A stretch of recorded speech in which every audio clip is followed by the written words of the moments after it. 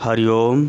ओम आनंद ma'am, Om Shanti ma'am, ओम ज्ञान ma'am, आप सभी दर्शकों का हमारे चैनल पर स्वागत है। आज हम लोग बीएड सेकेंड सेमेस्टर के अंतर्गत शिक्षण की अवस्थाओं के विषय में अध्ययन करेंगे। यानी जो शिक्षण कार्य होता है वह किन विभिन्न चरणों से गुजरता है, किन विभिन्न अवस्थाओं से गुजरता है, इसके विषय में अध्ययन करेंगे।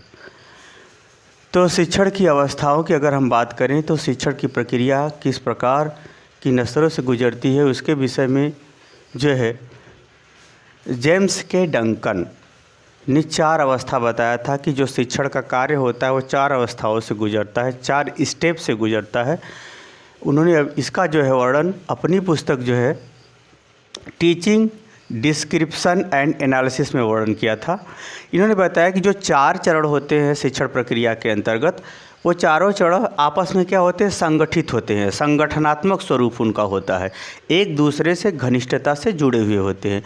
तो जेम्स के डंकन ने 4 चरणों में इसको बताया। पहला चरण है पाठ्यक्रम योजना का चरण। पहला चरण क्या है? पाठ्यक्रम योजना का चरण। यानी हम पाठ्य को सिस्टमेटिक क्रमबद्ध से किस प्रकार आयोजित करेंगे, किस प्रकार पढ़ाएंगे, इसका निर्धारण किया जाता है। दूसरा, पाठ्यक्रम से संबंधित अनुदेशन चरण। अनुदेशन चरण का मतलब जैसे कोई विषय वस्तु आपने पढ़ा है तो उसमें जो निर्देश दिए जाते हैं, जो सावधानियां बताई जाती हैं, जो आवश्यक महत्वपूर्ण बातें बताई जाती हैं, उनका उपयोग बताया जाता है, उसके उपयोग में सावधानियां बताई जाती हैं, उससे संबंधित दूसरे चरण में निर्देश तैयार किए जाते हैं।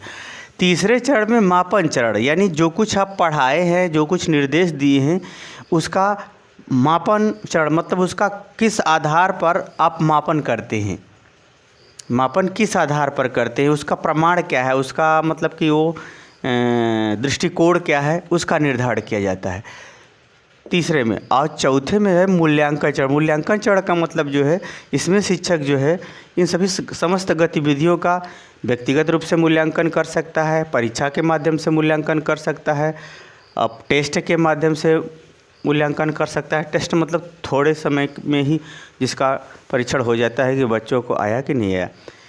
तो जे के डंकन ने 4 चरण में जो है शिक्षण की अवस्थाओं को यानी शिक्षण प्रक्रिया को विभाजित किया था। इसमें आप ये ध्यान रखिएगा कि जो सी-टेट यूपी-टेट में पूछता है, जब इनका नाम लेके पूछेगा तो 4 चरण उत्तर देना होगा, लेकिन जब जैक्सन का पूछेगा तो उन्होंने 3 चरण में बताया था। तो इस प्रकार से ये नाम, इनका नाम और 4 अवस्था और इनकी पुस्तक, ये याद रखना ज़रूरी होता है, क्योंकि जो है सामान्य स्तर में से इसमें से कोई न कोई आते रहते हैं शिक्षण प्रक्रिया के अंतर्गत।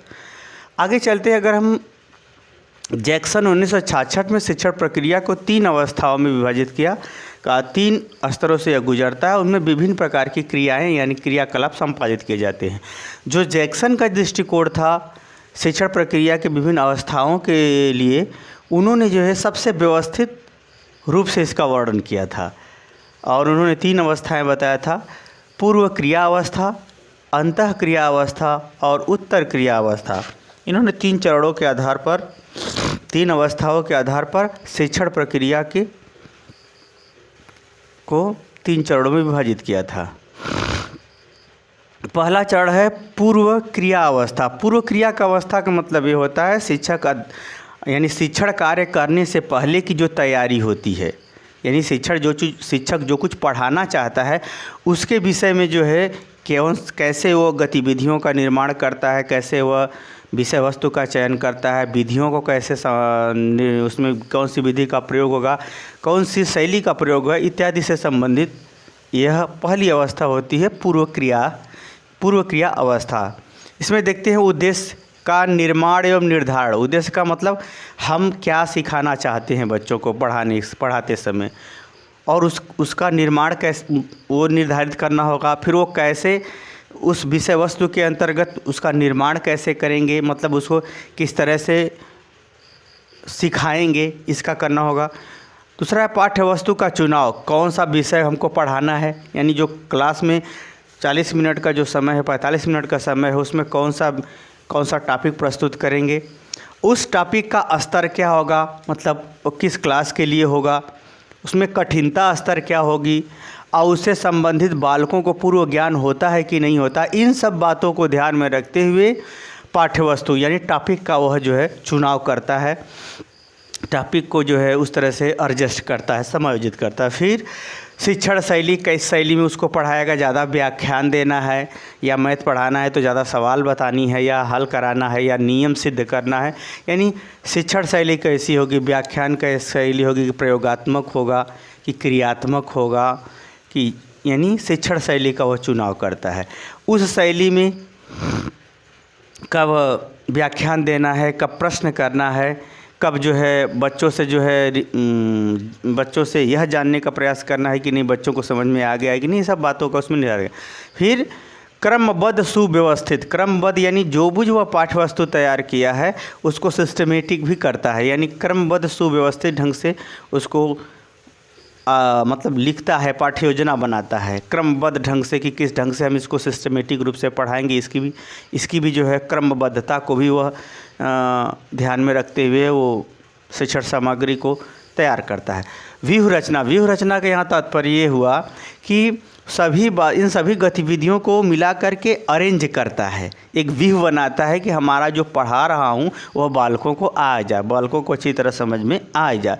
उसके लिए वो जो है व्यूह रचना बनाता है कि पहले ये उदाहरण दूंगा, फिर उसके बाद इस विषय को प्रस्तुत करूंगा, फिर बालकों को यहाँ से प्रोत्साहित करके ये चीज़ सिखाऊंगा, ऐसा उदाहरण दूंगा, और इस प्रकार से वह जो है शिक्षण विधि, प्रस्तुतिकरण, क्रमबद्धता और शिक्षण युक्ति यानी सहायक सामग्री में हम कौन सा प्रयोग करेंगे, चार्ट का प्रयोग करेंगे कि पुस्तक का प्रयोग करेंगे कि कोई उपकरण दिखाएंगे या चलचित्र दिखाएंगे या कोई फ़ोटो दिखाएंगे या कोई उदाहरण देंगे, तो सहायक सामग्री इत्यादि के माध्यम से वह व्यूह रचना करता है, मतलब चारों तरफ से घेराबंदी करता है कि हम अपने शिक्षण कार्य को प्रभावशाली बना सके, इसके लिए वो व्यूह रचना करता है। फिर इस प्रकार से शिक्षण युक्तियों का चुनाव करके पाठ्य योजना तैयार करता है। यह सारी गतिविधियां जैक्सन के अनुसार शिक्षण कार्य करने से पूर्व छात्राध्यापक या अध्यापक द्वारा किया जाता है। यह हुआ जैक्सन की पहली अवस्था, पूर्व क्रिया अवस्था। अब चलते हैं दूसरी अवस्था।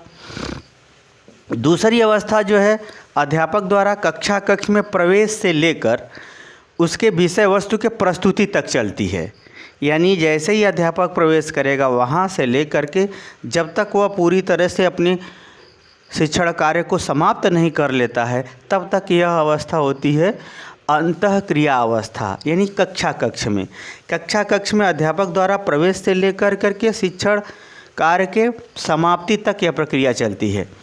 इसमें जो है समावेशन का यहाँ तात्पर्य यह है कि अध्यापक जो है पहले की जो पूर्व क्रिया अवस्था का जो गतिविधियाँ निर्धारित की गई उसके संग अपने प्रस्तुति यानी हाव भाव, क्रियाकलाप, शारीरिक भाषा, ज्ञान इत्यादि को जो है सम्मिलित करके जो है प्रस्तुत करना पड़ता है, क्योंकि मैटर तैयार करना अलग होता है और पढ़ाना क्या होता है अलग होता है। तो इसमें जो है जो मैटर तैयार किया गया था पहली अवस्था में और उसको अध्यापक अपने माध्यम से जो है क्या करता है प्रस्तुत करने का प्रयास करता है। इसलिए इसमें इस अंतःक्रिया अवस्था में समावेशन का कार्य होता है, मुख्य कार्य समावेशन होता है। फिर भी देखते हैं इसको।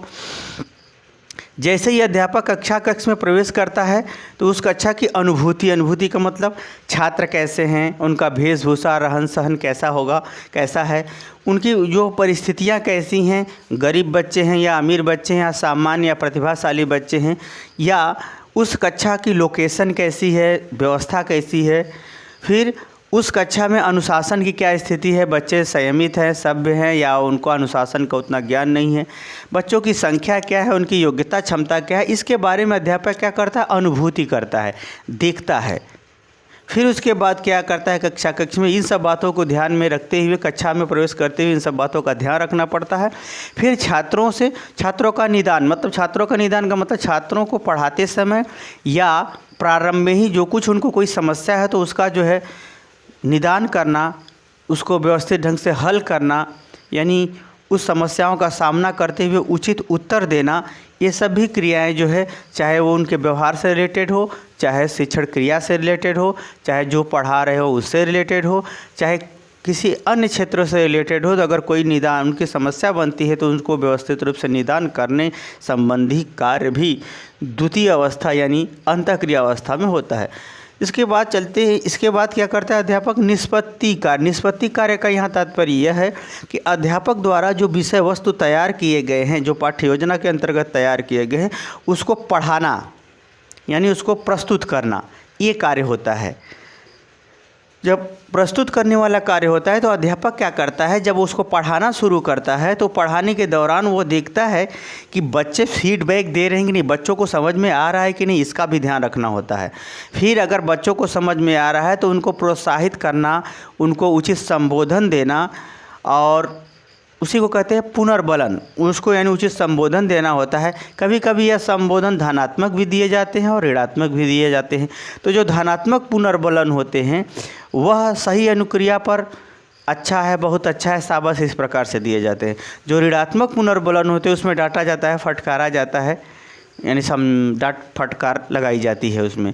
तो ये जो है, अब अध्यापक अपना पढ़ाते समय जैसे कोई बालक डिस्टर्ब किया तो डांटना फटकारना पड़ता है। पढ़ाते समय बालक उत्तर दे रहा है तो उसको शाबाश, ये शाबाश, बहुत अच्छा, अच्छा, ये सब संबोधन दिए जाते हैं। इस प्रकार से निष्पत्ति कार्य यानी पढ़ाते समय धनात्मक और ऋणात्मक पुनर्बलन के साथ पृष्ठपोषण यानी रिस्पांस को देखना पड़ता है कि बच्चे हमारे जो है पढ़ाई के प्रति उनको रुचि है या नहीं, समझ में आ रहा है कि नहीं, अरे सब बातों को ध्यान में रखते हुए अपना शिक्षण कार्य प्रस्तुत करना पड़ता है। ये उसके बाद उद्दीपन और अनुक्रिया। उद्दीपन और अनुक्रिया का यहाँ तात्पर्य है कि कक्ष में अध्यापक विषय वस्तु को प्रस्तुत करते समय उनको उद्दीप्त करे, प्रोत्साहित करे।